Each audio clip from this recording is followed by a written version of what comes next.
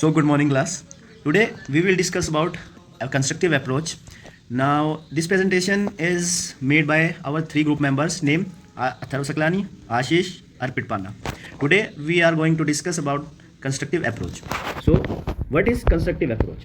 So constructive approach is a type of approach in which students share their ideas, experience and discuss with each other. And rather than discussing, we can say only receiving information from the teacher rather than this. In this approach, teacher acts as only a facilitator, in which we have shown this. And let's move to other topic, that is objectives. So first of all, we will discuss about objectives. Number one, making learning meaningful. How the learning become meaningful? So when the students share their ideas, experiences and discuss with their groups, because we also know that every student have their own ideas, own creativity. So when the information is discussed with each other, it makes an easy task to make learning meaningful. So next point is build confidence in decision making. Now every student don't have equal type of confidence. They discuss their ideas, share their views. Discuss the third point, which is improve communication and collaborative skills.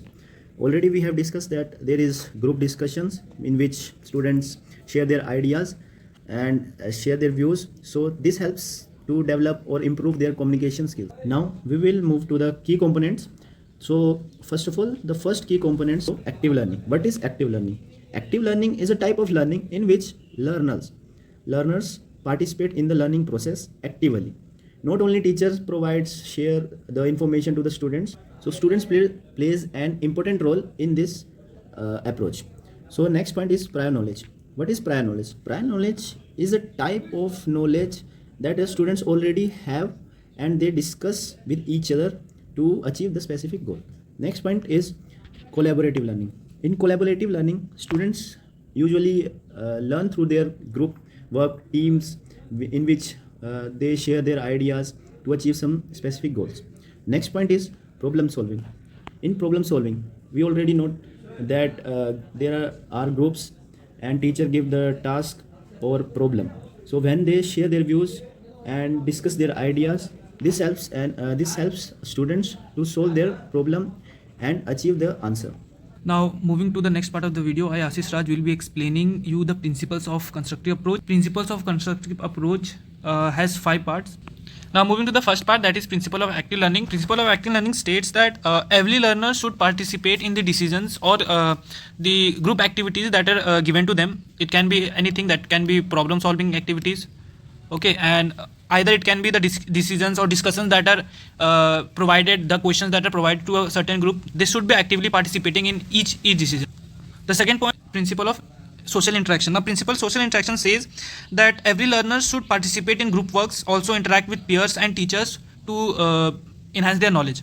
The third point is principle of continuous assessment. Now continuous assessment states that at a certain period of time there should be an evaluation of each assignment that is given to them in a continuous manner.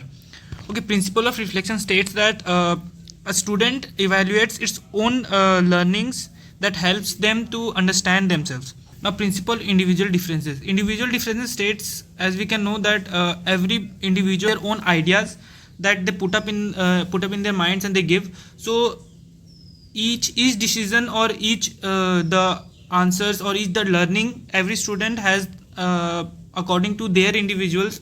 Now moving to the next part, that is the challenges that students face.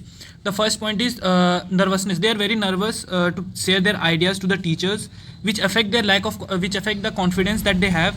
The lack of confidence indicates that they cannot share their ideas because of nervousness. That affects the task and they are not confident in what they are doing and what the ideas they want to share. And that interrelates with the poor thinking abilities. Some students have poor thinking abilities, some have very brilliant thinking abilities.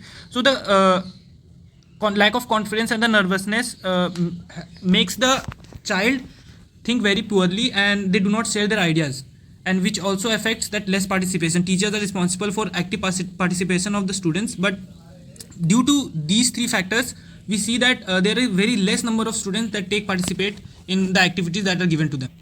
Now moving to the conclusion part, the constructive approach is a student-centered approach that in which the student plays a more vital role than a teacher, helping them to create critical thinking and problem solving ability. Thank you.